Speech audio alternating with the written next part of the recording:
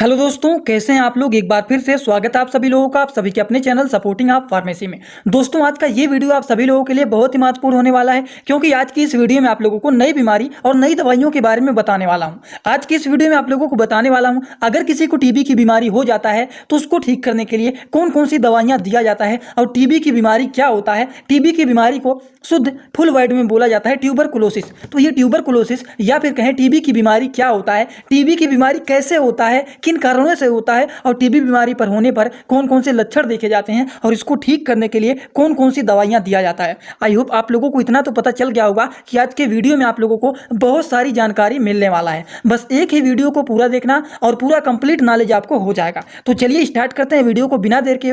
लेकिन स्टार्ट करने से पहले एक महत्वपूर्ण सूचना है कि सपोर्टिंग ऑफ फार्मेसी के इस चैनल पर यह वीडियो बनाया जाता है केवल मेडिकल छात्रों के नॉलेज के लिए। तो कोई भी दवा अपने से ना इस्तेमाल करें बिना डॉक्टर के सलाह के।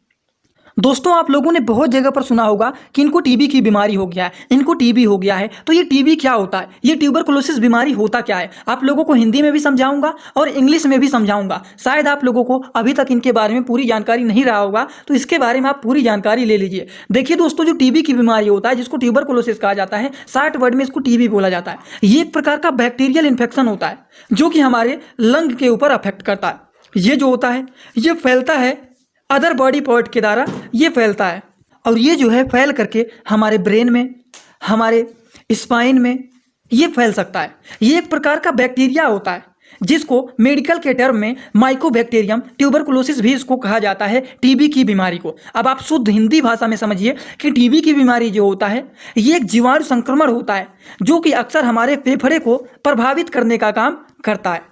ठीक, यह आपके शरीर के अन्य हिस्सों जैसे कि आपके मस्तिष्क हो गया, रीढ़ की हड्डी हो गया, इसमें भी फैल सकता है। और आपने सुना होगा कि अगर किसी को टीबी की बीमारी हो जाता है, वो कहते हैं बहुत ज़्यादा रीढ़ की हड्डी में दर्द हो रहा है, मस्तिष्क में बहुत ज़्यादा दर्द हो रहा है, सर में बहुत ज़्यादा दर्द हो रहा है। तो इसी के कारण दर्द इतना ज़्यादा होता है। ये एक प्रकार का जीवाणु होता है जिसको माइकोबैक्टीरियम ट्यूबरकुलोसिस कहा जाता है। आई होप इतना बात आप सभी लोगों को समझ में आ गया कि ये क्या होता है टीबी की बीमारी, ये ट्यूबरकुलोसिस डिजीज क्या होता है।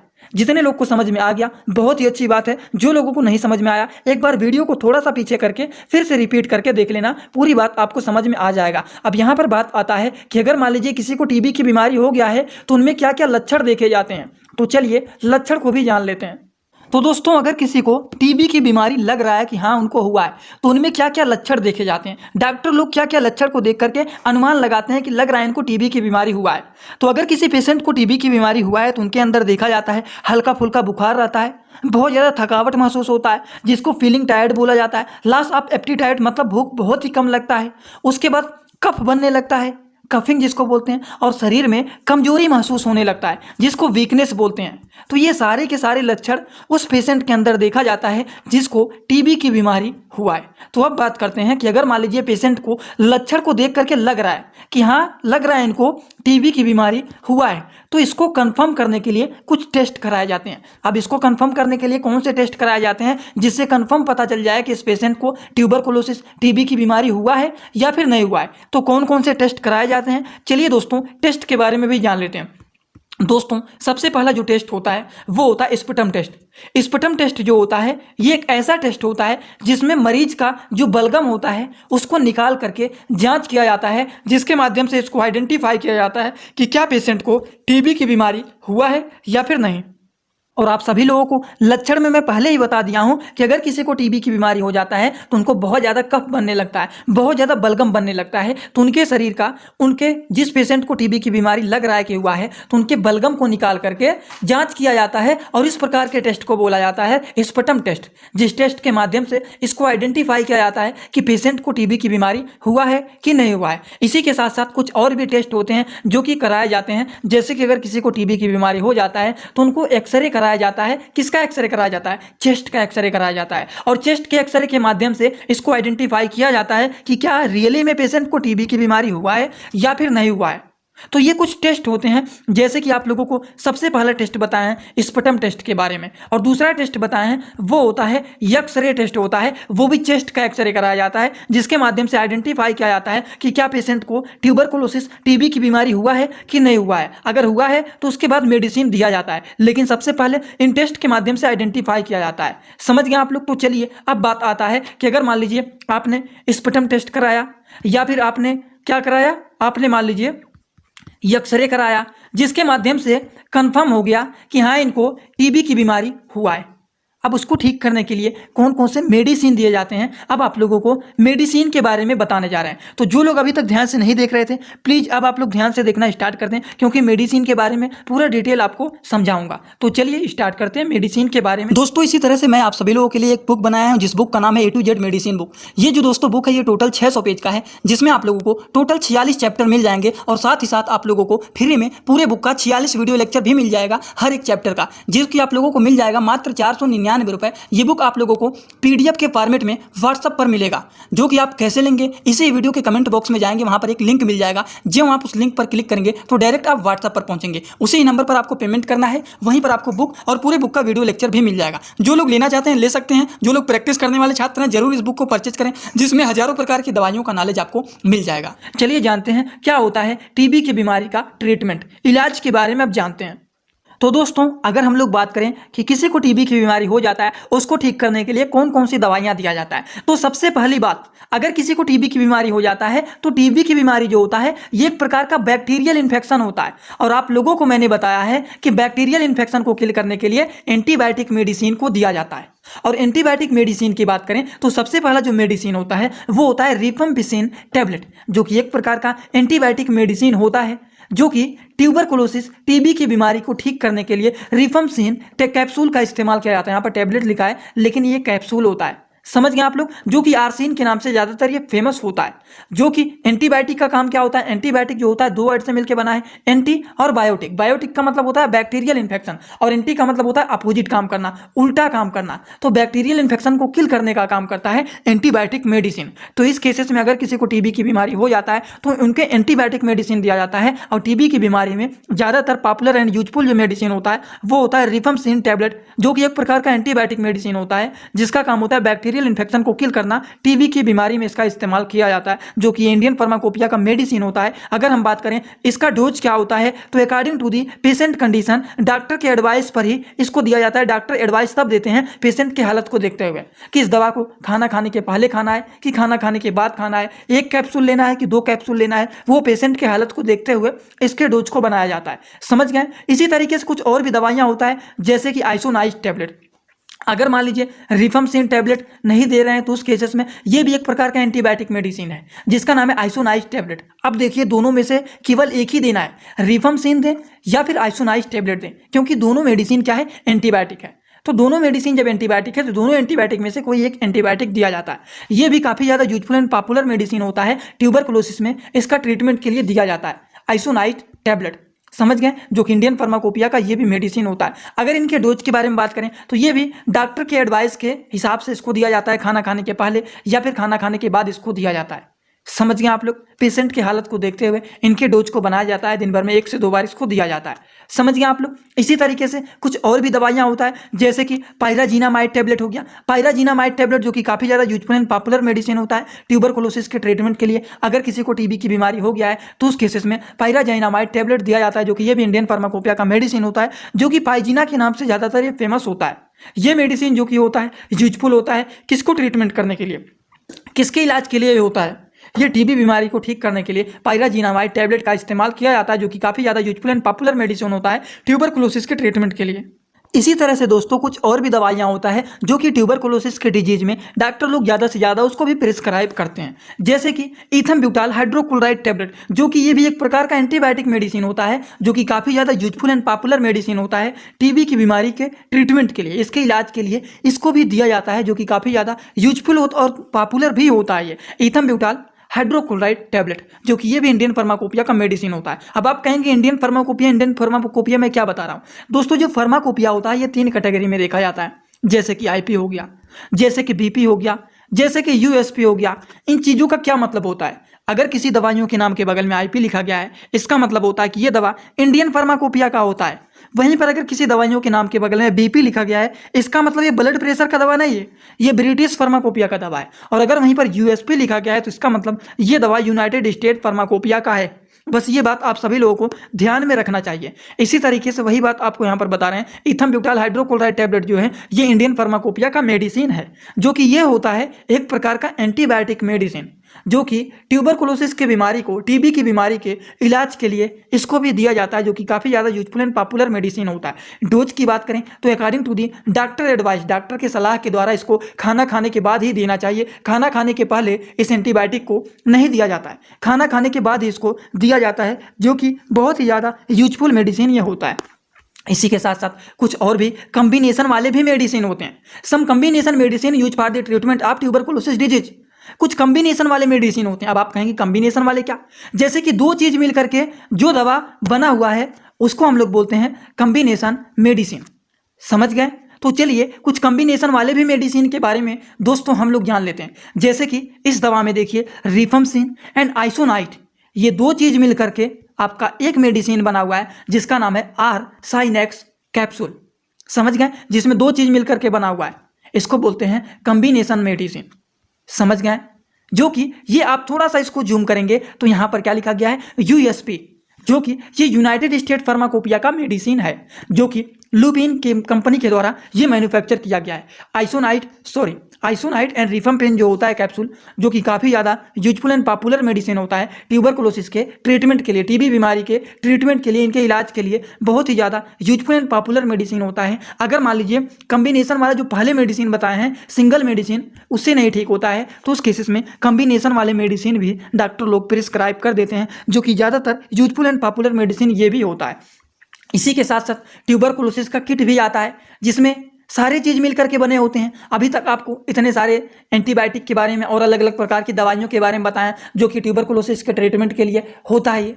लेकिन इस किट में आप देखिए जो AK किट 4 होता है, क्या नाम है इसका, AK उसके बाद KIT किट और 4, ये इसका नाम है। अब आप इसमें देखिए रिफाम्पिसिन भी है, आइसोनाइट भी है, पायराजीनामाइड भी है, इथम्ब्यूटाल भी है।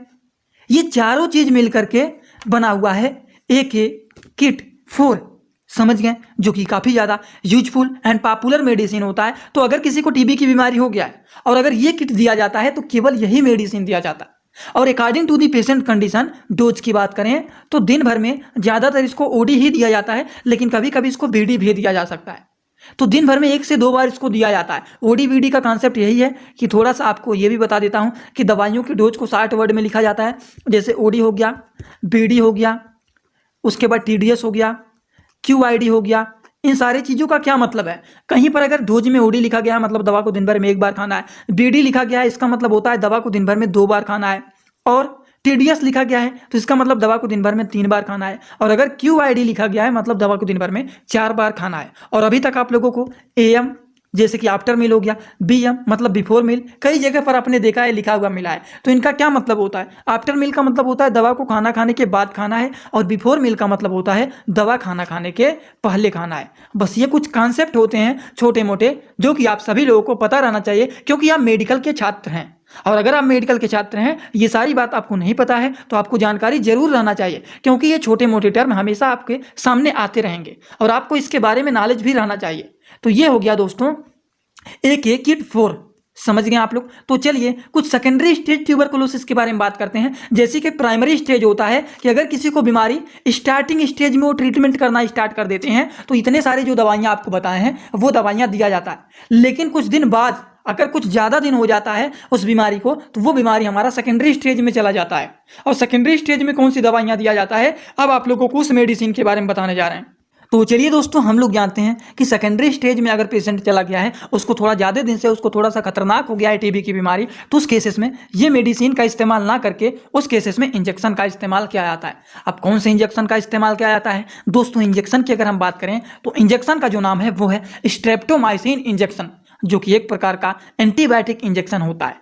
समझ गए आप लोग? ये एंटीबायोटिक जो होता है आप देख सकते हैं किस फार्माकोपिया का, ये इंडियन फार्माकोपिया का है। क्योंकि यहाँ पर आईपी लिखा गया है और आपको बताएं कोई भी दवा के नाम के बगल में आईपी लिखा गया है तो इसका मतलब ये इंडियन फार्माकोपिया का है। अगर इस इंजेक्शन की रूट की बात करें तो इसको आईएम मतलब इसको मांस में लगाना है, इंट्रामास्कुलर लगाना है। क्यों मांस में लगाना है? अब आप कहेंगे जो आईवी लगाया जाता है उसका तो एक्शन बहुत तेजी से होता है, नस में लगाते हैं तो वो डायरेक्ट हमारे ब्लड में जाता है और ब्लड में जाता है तो उसका एक्शन बहुत तेजी से होता है, बहुत तेजी से अपना असर दिखाता है। लेकिन नहीं, इसको मांस में नहीं लगाना है। क्यों नहीं लगाना है? क्योंकि यहाँ पर देखें थोड़ा बहुत धुंधला आपको दिख रहा होगा, लेकिन दिख तो रहा होगा फॉर आईएम यूज ओनली, मतलब इसको आईएम ही केवल लगाना है, इसको इंट्रामास्कुलर ही लगाना है, तो इसको केवल आपको मांस में लगाना है। आप सभी लोगों को बता देता हूं इंजेक्शन का जो रूट होता है वो दो होता है, एक लगाया जाता है आईएम और एक लगाया जाता है आईवी। एक तो मांस में लगाया जाता है और एक लगाया जाता है नस में।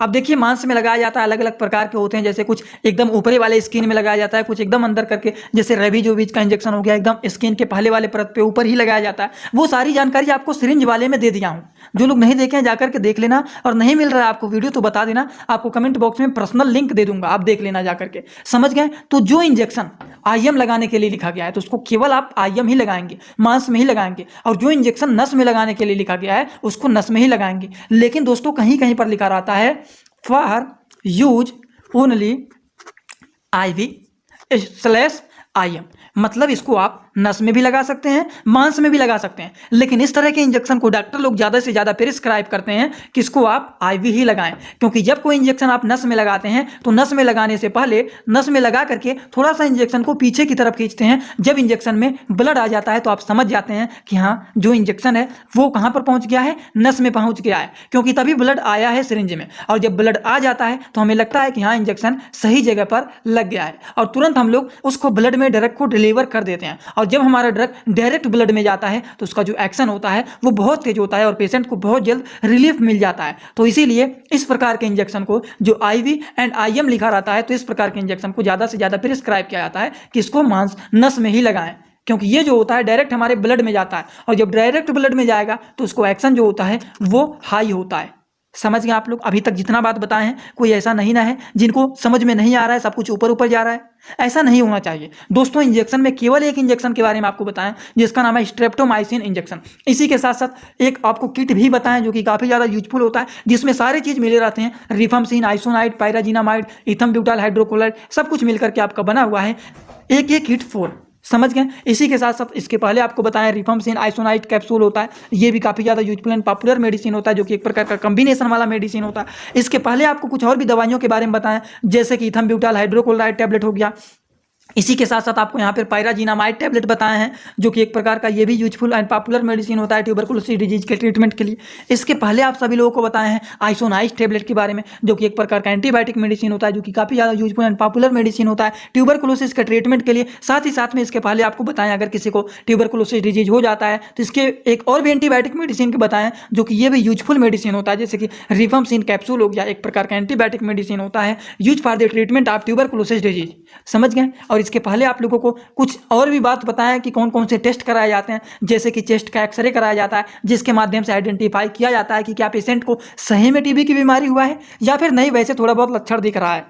ठीक, तो इससे आइडेंटिफाई किया जाता है चेस्ट के एक्सरे के द्वारा। बलगम को भी निकाल करके इसको आइडेंटिफाई किया जाता है कि इनको टीबी की बीमारी हुआ है कि नहीं। सबसे पहले तो लक्षण को दिखा जाता है कि लक्षण में देख करके क्या लग रहा है, तो हल्का फुल्का बुखार रहेगा, थकावट महसूस होगा, भूख कम लगेगा, कफ बनना स्टार्ट हो जाएगा ज़्यादा, और कमजोरी महसूस करने लगेंगे। तो इस तरह के लोगों को देख करके बताया जाता है कि लग रहा है इनको टीबी की बीमारी हुआ है, और जब लग रहा है टीबी की बीमारी हुआ है तो इसके लिए कंफर्म करने के लिए टेस्ट कराए जाते हैं। समझ गए? तो सारी की सारी बात आपको टीबी की बीमारी के बारे में बता दिया हूं। ऐसा कोई छात्र नहीं होगा जिनको कोई भी डाउट होगा या फिर कुछ समझ में नहीं आया होगा। तो आज का वीडियो कैसा लगा सभी लोग कमेंट बॉक्स में जरूर बताइएगा। और एक बात और बताता हूं, अगर आप लोग इंस्टाग्राम चलाते हैं तो आप लोग इंस्टाग्राम में जाकर के सपोर्टिंग आप फार्मेसी सर्च कर सकते हैं, वहाँ पर भी आपको चैनल मिल जाएगा, वहाँ पर भी आप हमें फॉलो करके और वहाँ पर भी आप हमसे जुड़ सकते हैं। तो चलिए दोस्तों, आज का वीडियो यहीं पर होता है complete. Thanks for watching my video. Like, comment, share and subscribe this channel.